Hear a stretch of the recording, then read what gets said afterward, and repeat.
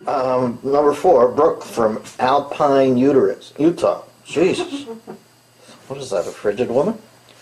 Dennis, I've heard you talk about Brian Regan a lot on the show. Yeah, the greatest stand-up comedian in the world. I discovered him a few years ago via YouTube and was blown away by how funny he is and how clean. Folks, you can take an 88-year-old, you can take an 8-year-old, and you can go in the middle, and everybody walks out of the show with red eyes and a sore belly. He is quite simply the greatest stand-up comedian on the earth right now. Well, greatest is a misnomer. He's the funniest. You know, greatest infers that there's some other reason that I would pick him. He's the funniest. In your professional comedic opinion, what is it that makes Brian Regan so undeniably funny? He's his own Burns and Allen act. He has a sotto voce that is a doofus.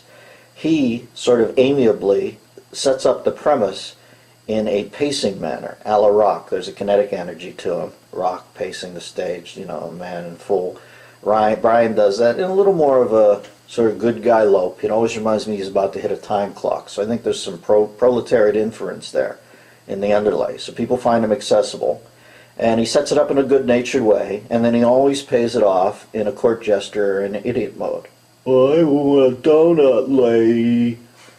So instead of making it everyman and then too literate, which is probably what has kept my career a bit of a niche by, the inside nature of the reference, he starts off proletariat, and then the reveal is at both simultaneously brilliant, funny, and accessible, and that's why he's the best at it.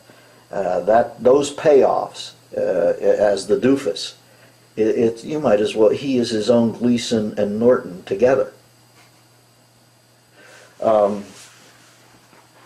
What do you think? A network hasn't snatched him up for a sitcom yet? How does that work in a sitcom? You know what I mean? It's such a stylistic thing. Ray Romano was an everyman. Brian, without that sort of dynamic, is he a sitcom star? I don't know. He might be. Who knows? I love Brian Regan. He's the sweetest man in the world. But all I know is that form that he's... Listen, he shouldn't shoot for that shit. He should shoot for being one for the ages, and he is. When it is all said and done, he'll be thought of as one of the 10 greatest stand-ups who ever played the game. And, you know, as much as I like Mila Kunis, was she on one of the 10 greatest sitcoms? You know what I mean? Or, you know, was she going to be one of the...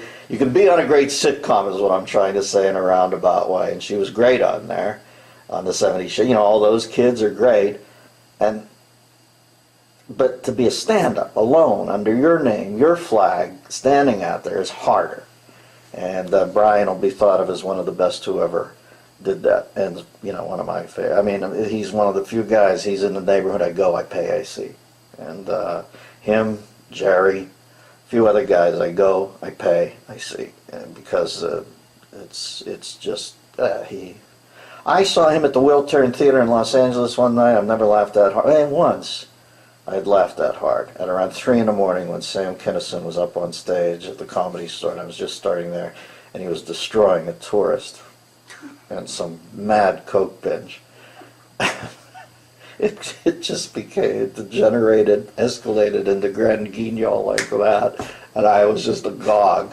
But that's the only other time I've laughed that hard in my life. All right, I gotta go get my... Enjoy these samples of the Bathrobe Sessions, a weekly video available only to members of the DMZ, the Dennis Miller Zone, on DennisMillerRadio.com.